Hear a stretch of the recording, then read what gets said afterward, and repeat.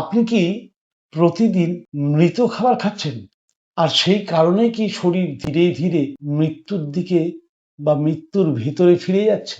যা আপনার কাছে নেই তা আপনি কাউকে দিতে পারবেন না। এটা সবার আগে ভেবে নিন। ভাবুন আপনি কারো কাছে টাকা চাইছেন, কিন্তু তার কাছে টাকা নেই।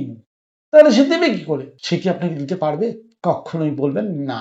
ঠিক একইভাবে আপনি প্রতিদিন যে খাবার খাচ্ছেন তার মধ্যে কি জীবন আছে? জীবন্ত খাবারকে এনে মেরে আমরা খাচ্ছি।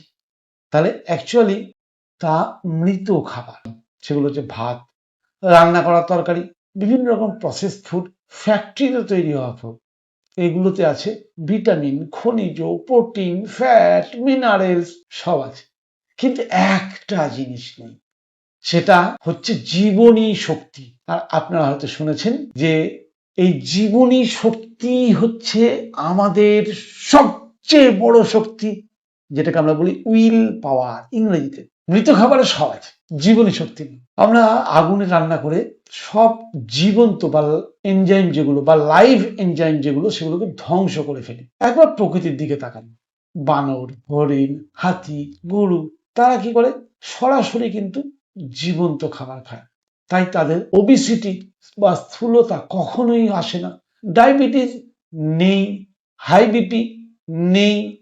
কিন্তু আমরা দিনে 3 বার মৃত খাবার খেয়ে যাচ্ছি, রোগকে আমন্ত্রণ দিয়ে যাচ্ছি। আমাদের শরীরে সব আছে, জীবনী শক্তির বড্ড অভাব। আপনার এই যে আজকালকার যে সমস্যাগুলো, যেমন ক্লান্তি, গাট হেলথের সমস্যা, স্কিনের সমস্যা, হরমোনাল ইমব্যালেন্সের সমস্যা, এগুলো এলো কিভাবে? কারণ একটাই, শরীর পাচ্ছে পুষ্টি কিন্তু পাচ্ছে না জীবন। সমাধানের পথ?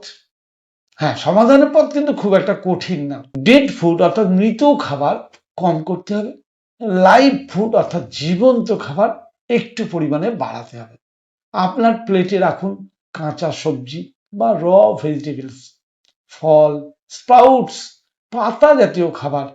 দিনে অন্তত 50 থেকে 70% জীবন্ত খাবার রাখুন সারাদিনে।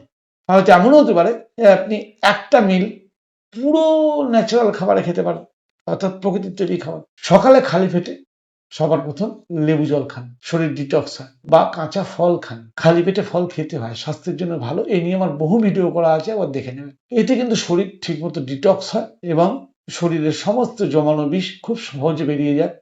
মনে রাখবেন, আগুনে রান্না করা খাবার আপনাকে বাঁচায়, এটা কিন্তু ঠিক, কিন্তু জীবন্ত খাবার আপনাকে জাগিয়ে তোলে। আচ্ছা, আপনি দেখেননি পেট ভর্তি খাবার খাওয়ার পরেই ঘুম পায়? আর একদিন আপনি পেট ভর্তি ফল খেয়ে দেখবেন তো ঘুম পায় না এনার্জি ফেরত আসে? শুধু এইটুকু পরীক্ষা করে দেখুন, আপনি যা খাচ্ছেন সেটাই কিন্তু আসলে আপনি হয়ে উঠছেন। তাই প্রশ্ন করুন নিজেকে, আপনি কি জীবন্ত খাবার খাচ্ছেন না মৃত খাবার মানেই রোগ?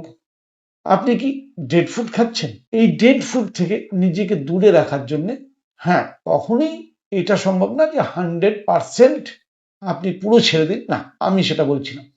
অন্তত 50 তো করুন। কারণ ওই যে বললাম, আজকাল সব আছে, শুধু একটা জিনিসের অভাব, সেটা হচ্ছে জীবনী শক্তি। মনে রাখবেন, শুধু পেট ভরানোই কিন্তু খাবার নয়। খাবার মানে জীবন দেওয়া।